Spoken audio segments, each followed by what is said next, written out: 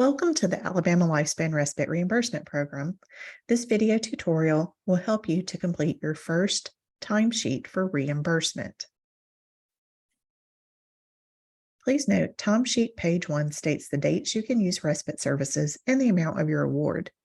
This amount reflects how much respite reimbursement you are eligible to receive and from what funding source. Please make note of your funding source for future reference. Please fully read all materials and instructions carefully. Let's go over a few terms we need to know to get started. Who is the primary caregiver? You are the primary caregiver. You applied for respite as the person who provides full-time unpaid care to complete activities of daily living, like bathing, dressing, feeding, medication management, errands, chores, and more, for a parent, spouse, or partner, child, sibling, grandparent, or other family member who requires full-time care due to a disability or chronic illness. If you are not the primary caregiver based on this description, please contact Alabama Lifespan Respite at 256-859-8300. Who is the care recipient? This is your family member who requires full-time care due to a disability or chronic illness. Who is a respite provider? This is the person you hire to give you a short break or respite from daily caregiving duties. Respite provision at on-site, fee-based respite day or evening programs and camps are also eligible for reimbursement. What are timesheets? Timesheets are simply a paper form that documents when and how long respite took place and who you hired as your respite provider to give you a break. Timesheets are awarded quarterly. Let's read the next page carefully before we start to complete our timesheet. Caregivers may choose anyone they wish to provide respite. The respite provider must be age 18 or older and not living in the same house as the caregiver or care recipient. More than one respite provider may provide respite and be recorded individually on the timesheet. When respite service is completed, the respite provider or providers must sign the timesheet to indicate the date and time respite was received. This can also be typed if submitting electronically. The caregiver will pay the respite provider or providers out of pocket for respite service, record payment on the timesheet, then sign and submit the completed timesheet either by email or postal mail to Alabama Lifespan Respite before the due date. Once Alabama Respite receives the completed and signed timesheet, a reimbursement check based on award amounts and dates to be used will be issued to the caregiver within 30 days. Please note, your respite reimbursement will come in the form of a paper check issued by United Cerebral Palsy of Huntsville and Tennessee Valley, Inc. It will be in a navy blue envelope. Let's go over the checklist. Fill your timesheet out completely, including your signature. Again, this can be typed if submitting electronically. Please make certain that you are consistently signing the same name, as it must match our original records. If your timesheet is not completed correctly, you may not be reimbursed. Do not fill out your timesheet for future dates. Only respite services already provided are eligible for reimbursement. If you don't utilize the full amount of your award, it will be assumed you don't need those funds and they will be reallocated to another family in need. Do not make or submit photocopies of timesheet page 1. Only original timesheet page 1 issued by Alabama Lifespan Respite will be accepted. Please do not email or call about the status of your reimbursement unless at least 30 days has passed since you submitted your completed timesheet. Staff works as quickly as possible to process timesheets for reimbursement. We understand the processing time may cause an inconvenience, but we are required to follow the policies and procedures implemented by our funders. This is a quarterly award. Award amounts vary from quarter to quarter depending upon how many families we are serving and the availability of grant funds. You will be notified via email or postal mail when the next quarterly timesheet is available. If your funding source is the Department of Mental Health, please make note of the restrictions of hourly rates of pay. Now, let's start to fill out our timesheet. As you can see here, this is timesheet 1. And my dates to be used are September 1st of 2022 through November 30th of 2022. Any respite received before the start date or after the deadline will not be reimbursed.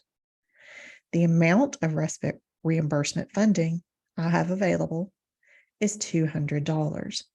My funding source is universal. Here, I will list my name as the primary caregiver, my address,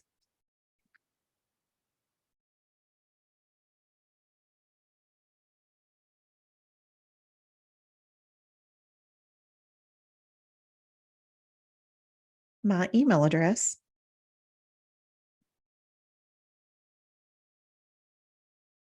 my phone number.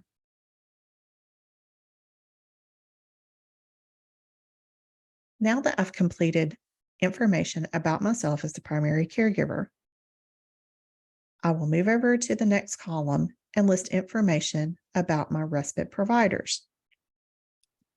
My first provider is Sally King, and her phone number will be listed here.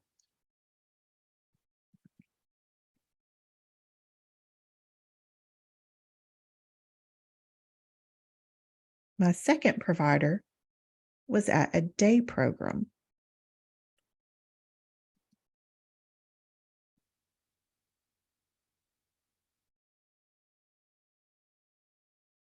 And their number is listed here.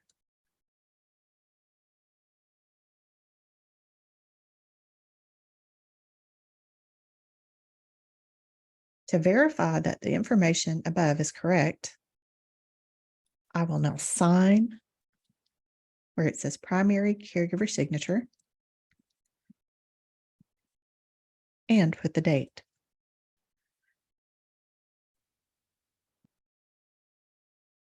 Here, I'll list my care recipient's name and date of birth.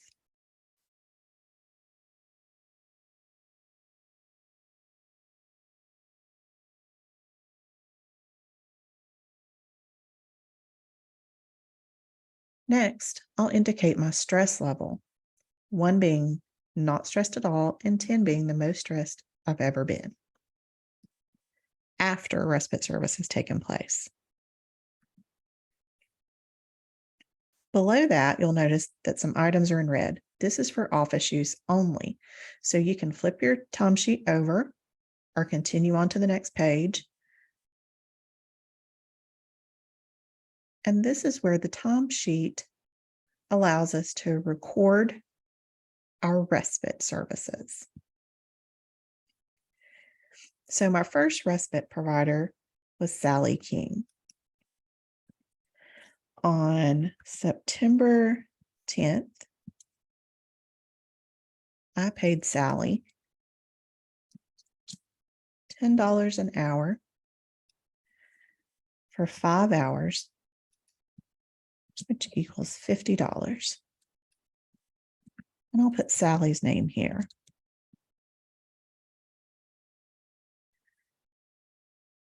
Sally provided in-home respite again in October for $10 an hour. This time was only 3 hours. So that equals $30. And again, I'll put Sally's name here. In November, my care recipient went to a community respite program outside of the home.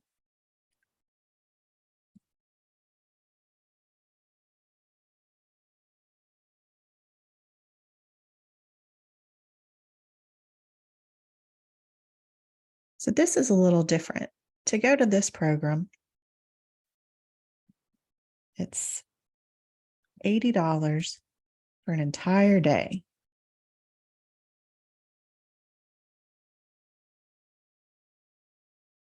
So if my loved one was there for 8 hours and it was $80 for an entire day, that means the hourly rate was $10 an hour.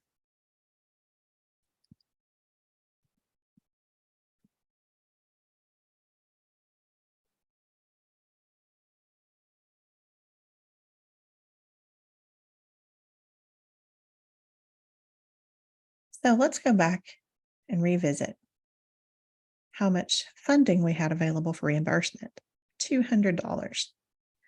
So far, we've spent $50, $30, and $80, which means $160 has been spent. Before I turn in my timesheet, I'm going to make sure I'm going to utilize the rest of those funds and take another break before the deadline. Again, our deadline here is November 30th. So on November 21st, I had Sally come again for $10 an hour for 4 hours for $40.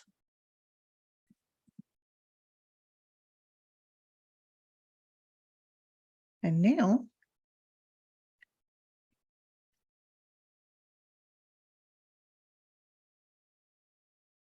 I've reached $200.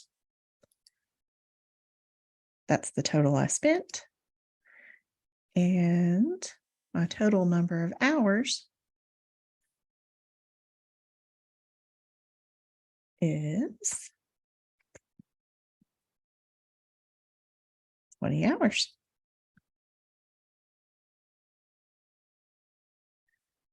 So maybe you had more respite funding available and you fill up all of your slots here. If that happens, you can use another piece of paper to record your time for your respite in exactly the same fashion and attach it to this form. If you have plenty of room, that's good. Then all you'll need to do from this point is either mail or email this completed form back to Alabama Lifespan Respite. And within 30 days, you will receive your reimbursement check. If you have any questions about completing your timesheet, please feel free to email us at al.respite@ucphuntsville.org or give us a call at 256-859-8300. Thank you.